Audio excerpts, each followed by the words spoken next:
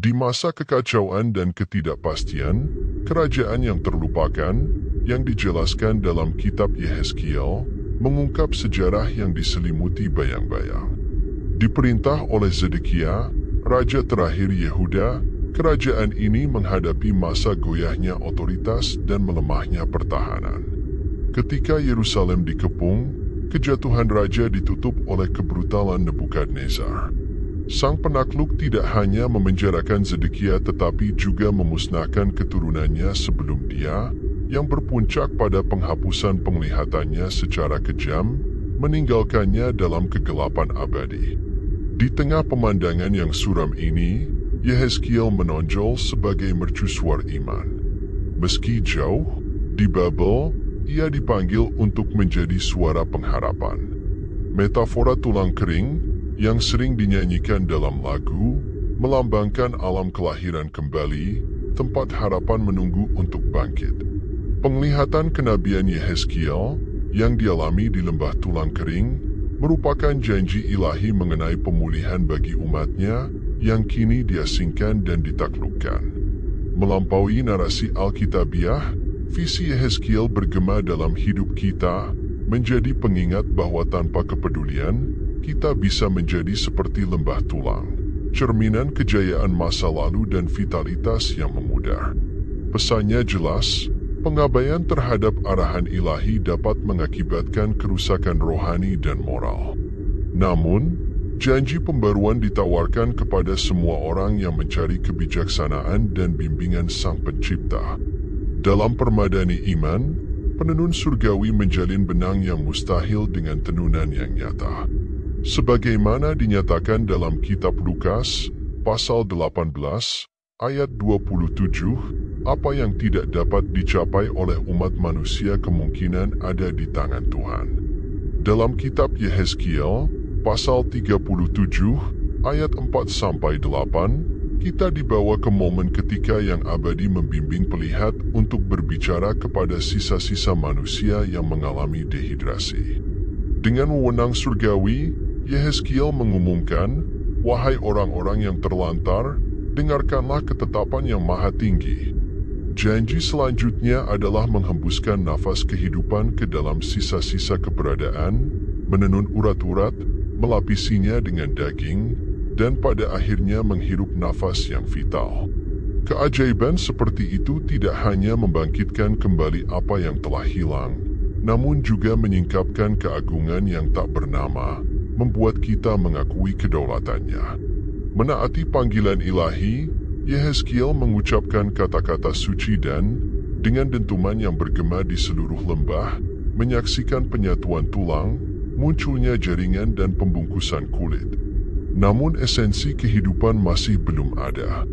Maka, sang nabi ditugaskan untuk memberikan nafas kehidupan kepada mereka yang telah mengetahui akhir zaman, menandai dimulainya era pemulihan yang baru. Yehezkiel, yang yakin akan misi ilahi, menyaksikan firman yang diproklamirkan mengubah suasana. Tulang-tulang bersendi, otot-otot dan kulit terbentuk, namun tetap saja, kumpulan itu tetap diam, seperti sekumpulan bayangan. Analoginya menjadi jelas ketika kita merenungkan Ibrani pasal 4 ayat 12 yang menggambarkan firman Sang Pencipta yang hidup dan ampuh, mampu membedakan pikiran dan niat. Dalam Roma pasal 10 ayat 17, kita diingatkan bahwa iman lahir dari pendengaran, dan pendengaran dari firman yang kekal.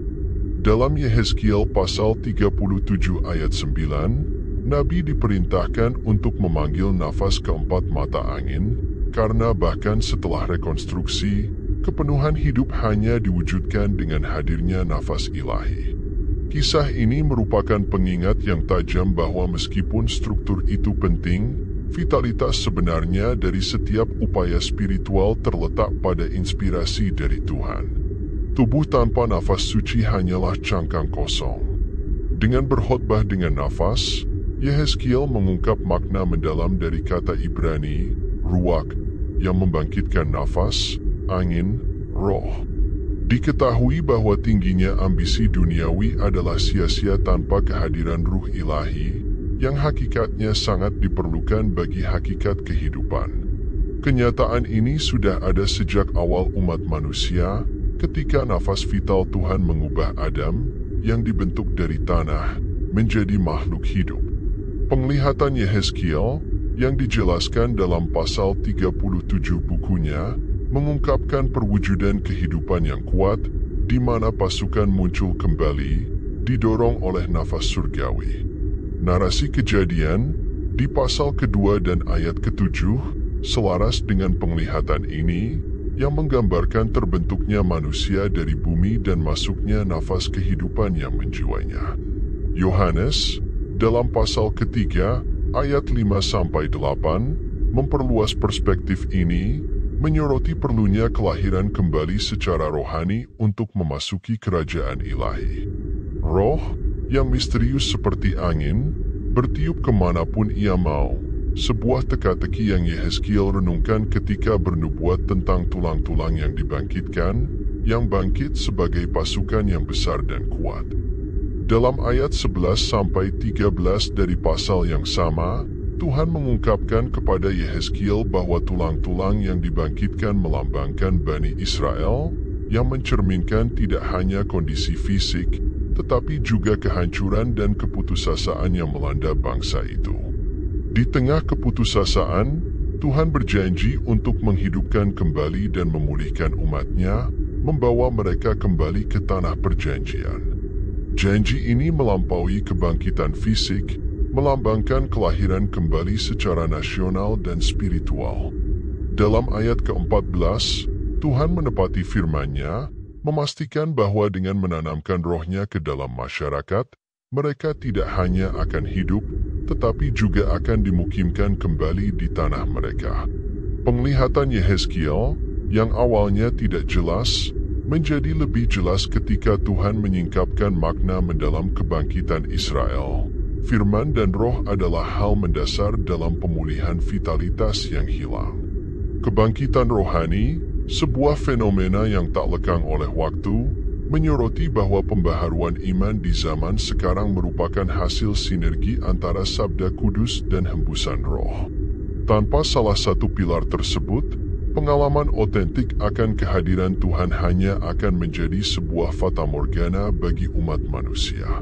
Surat kepada Jemaat Korintus, dalam pasal ketiga, ayat 1-17 dan 18, menyoroti kebebasan yang diberikan roh Tuhan kepada kita dan metamorfosis yang kita alami di bawah pengaruhnya. Penyebutan kesalahan dan kegagalan sehubungan dengan tulang-tulang yang layu menyoroti kenyataan bahwa, sebelum kelahiran kembali secara rohani, kita tidak berdaya dalam roh. Dibangkitkan oleh firman Tuhan dan Roh Kudus, kita dihidupkan kembali. Di sisi lain, pesan pengharapan ilahi mencapai kita ketika kita mengakui Yesus Kristus sebagai penebus kita, sehingga mempercepat kelahiran kembali rohani kita. Kini, sangatlah penting untuk menyebarkan pesan pengharapan ini kepada mereka yang terpenjara oleh kesalahan mereka, namun tetap tidak berdaya dalam roh. Dengan menyebarkan firman dan menyadari ketergantungan kita pada Roh Kudus sebagai kekuatan dan bimbingan, kita dapat menjadi saksi kebangkitan dalam kehidupan yang berada dalam kuburan rohani. Efesus, di pasal kedua, ayat 1, mengingatkan kita bahwa, oleh kasih karunia dan iman, kita telah dihidupkan kembali dari kematian rohani yang disebabkan oleh pelanggaran kita. Roma, pada pasal 5, ayat 8, menyoroti kasih Allah yang tak terukur, yang ditunjukkan melalui pengorbanan Kristus, bahkan ketika kita masih berdosa. Inilah inti dari pesan pengharapan yang harus kita bagikan, yang menunjukkan bahwa, meskipun kondisi kita penuh dosa, kasih ilahi diwujudkan dalam penebusan yang dilakukan oleh Kristus, memberikan kehidupan kepada mereka yang sebelumnya lemah secara rohani. Dengan meninjau kembali penglihatan Yehezkiel tentang lembah tulang kering, kita dihadapkan pada narasi inspiratif mengenai pemulihan ilahi. Kisah kuno ini bergema selama berabad-abad, menunjukkan bahwa, bahkan dalam menghadapi keputusasaan dan kehancuran rohani, Firman Tuhan dan hembusan roh memiliki kuasa untuk menghidupkan kembali apa yang telah hilang. Sama seperti Israel, kita dijanjikan pemulihan dan pembaruan. Di dalam Yesus Kristus, kita menemukan sumber pengharapan dan kehidupan sejati. Dengan mengenali Dia sebagai Tuhan dan Juru Selamat, kita mengalami kebangunan rohani pribadi, kebangkitan rohani yang membangkitkan kita dari kematian menuju kehidupan. Seruannya tegas, marilah kita membagikan pesan pengharapan ini kepada mereka yang masih lemah secara rohani, memecah kesunyian kubur rohani mereka. Dengan menyebarkan firman dan mempercayai Roh Kudus untuk membimbing kita, kita dapat menjadi instrumen kebangkitan dalam hidup yang merindukan kepenuhan hidup. Saya mengundang Anda, sahabat, untuk bergabung dalam perjalanan harapan dan kelahiran kembali ini. Bagikan refleksi Anda dan, jika Anda belum melakukannya, daftarlah agar kami dapat terus mengeksplorasi topik-topik yang memperkaya dan menginspirasi. Bersama-sama, kita bisa menerangi bayang-bayang keputusasaan, merayakan kehidupan yang hanya bisa diberikan oleh Tuhan. Terima kasih telah bergabung dengan kami dalam pencarian revitalisasi spiritual sejati.